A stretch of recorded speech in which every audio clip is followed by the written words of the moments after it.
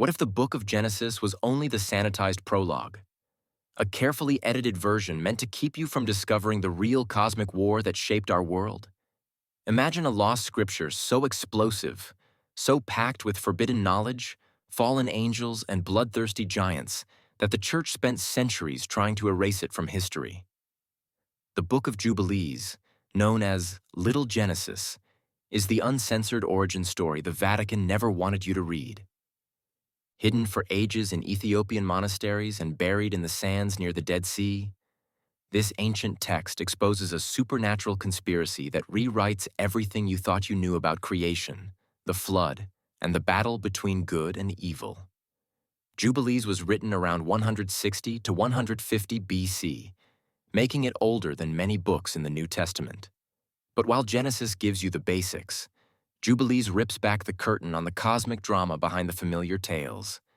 It's not just Adam and Eve, Cain and Abel. And Noah's Ark Jubilees adds secret chapters, angelic rebellions, forbidden sciences, and a race of giants that nearly wiped out humanity. This wasn't just another religious scroll. It was a threat to the very foundation of church authority. That's why, outside of Ethiopia, only fragments survived, hidden away from Rome's censors and the flames of manuscript burnings. The most dangerous secret in Jubilees? The Watchers. In chapter 4, verse 15, these divine beings originally sent to guard humanity, descend to earth and teach mortals the forbidden arts, metallurgy, sorcery, astronomy, and the secrets of war. This wasn't random rebellion. It was a deliberate act of cosmic sabotage, with angels corrupting humanity by handing over the keys to power and destruction. The church hated this narrative. Angels as teachers of dark arts didn't fit the neat doctrine of pure good versus evil. If heavenly beings could betray their purpose and corrupt mankind, what did that say about the nature of divine authority? Jubilees forced believers to question everything. But the Watchers' corruption was just the beginning. Jubilees pulls no punches about the Nephilim, the giants. Unlike Genesis's vague, mighty men, here the Nephilim are monstrous tyrants, the hybrid offspring of fallen angels and human women. Their reign of terror is described in brutal detail. They devour humanity, wage endless war, and soak the earth in innocent blood. Their existence corrupts creation itself, turning humans against the divine and making the world so dangerous that even God can't ignore it.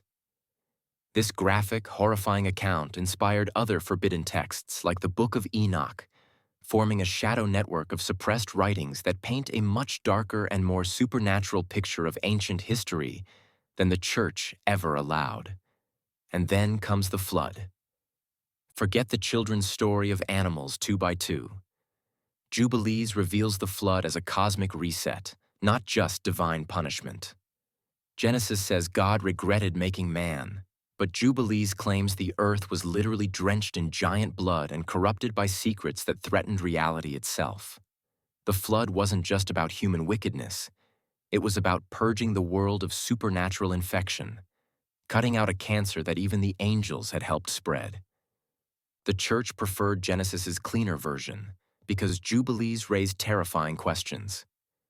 If the divine realm itself could fall into chaos, what's to stop it from happening again? Jubilees also ignited one of the oldest religious wars you've never heard of, the battle over the sacred calendar. According to Jubilees, God's true calendar is exactly 364 days, no more, no less.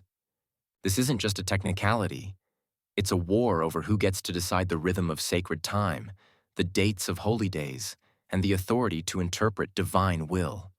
The solar versus lunar calendar split early Judaism and Christianity, and when the church later adopted a Roman-influenced calendar, they rejected what Jubilees claimed was God's own system. That decision wasn't just about dates.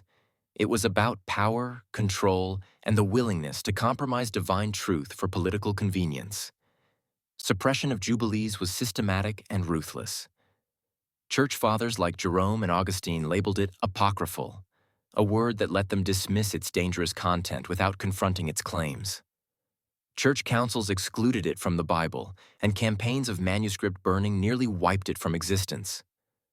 Only Ethiopian Christianity preserved the full text, sheltering it from Rome's purge while the rest of the world forgot it ever existed. The Vatican's fingerprints are all over this erasure. Jubilees wasn't excluded because it was false, but because it was too dangerous to the Church's narrative of divine order and authority. But what truly terrified the Church wasn't just the supernatural drama. Jubilees contains prophecies about Israel's future and the end times visions that directly contradicted Christian theology and Roman interests. It emphasized strict Jewish law over the Christian doctrine of grace, and painted a picture of divine justice that threatened both church hierarchy and imperial power. These prophecies were simply too dangerous to allow in the mainstream Bible, offering an alternative vision of faith that bypassed both priest and emperor.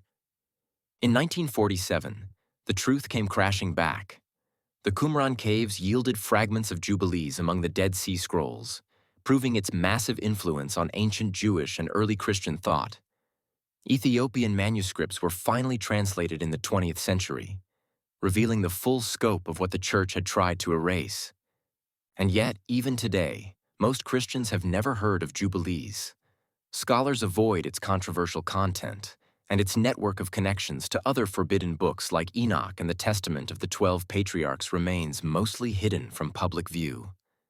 The Book of Jubilees reveals the Genesis story the Church didn't want you to read, complete with fallen angels, giant tyrants, and cosmic secrets that expose the supernatural war raging behind human history.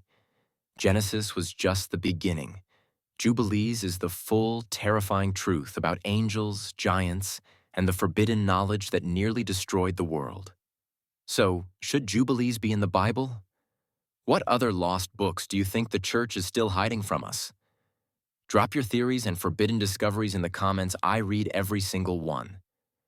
And if you're hungry for more secrets, lost scriptures, and the hidden history the Vatican tried to erase, smash that subscribe button and ring the bell. Because next time, we're diving into the Testament of Solomon and the demon-binding secrets that terrified medieval Christians.